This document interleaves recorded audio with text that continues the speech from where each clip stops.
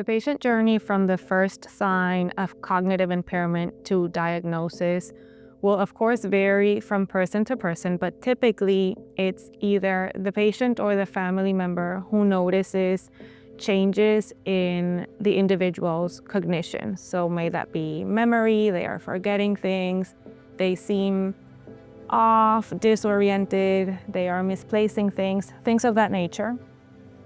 I'm Melanie Bronfin, and I am the wife of Dr. Daniel Bronfin, who, after being a pediatrician at Ochsner for many, many years, was diagnosed with early-onset Alzheimer's at age 63.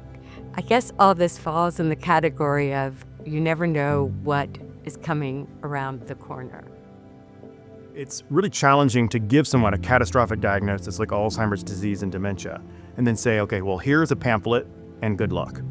And that's not what we want to do for our patients and their caregivers. I remember really vividly one time when we were giving the diagnosis to a patient and her daughter was in the room as well. And we were telling the patient she had Alzheimer's dementia. And the patient looked at me and she said, you know, Dr. Sawyer, I don't quite know what you're telling me right now. It just feels like a bomb went off in my body. That's the only way that I can tell you that it feels right now. The signs for Danny that something was wrong began many years before, and as often is true with Alzheimer's, you don't realize that's what's going on. What separates out normal kind of aging from, hey, this is a problem, are cognitive tests. And that's where someone takes a look at how well you can actually recall words, how well you can generate words, how well you can solve problems. And then the whole point is to compare you to other people in the population.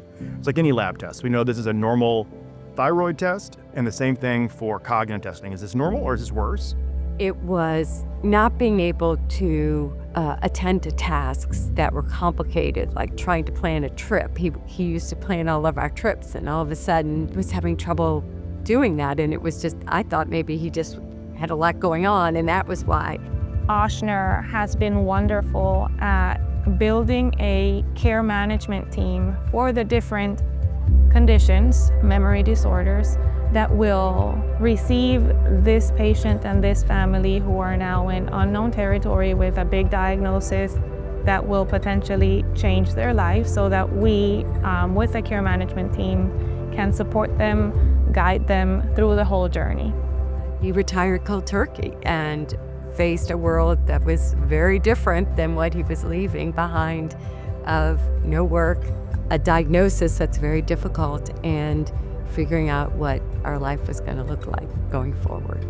We were able to engage with some donors that were on the Ochsner board that helped provide us some seed funding to build the program. And so we went from 4 people as a part of the memory program to now well over 30. The GUIDE program is a new model program over 8 years where Medicare reimburses us to care for patients with dementia in our caregiver program. And when patients meet criteria for the program, they're enrolled in our program, and then we follow up with them monthly. Respite care in the form of either adult day centers or 24-hour nursing home care or in-home support, and a home assessment for families to adapt the home to what the person who is living with dementia's current needs are, so that we can keep them aging in place for as long as possible. Not only do we have the right diagnosis, but we have the right care plan. And you're also the right team that's going to be right beside you the whole way.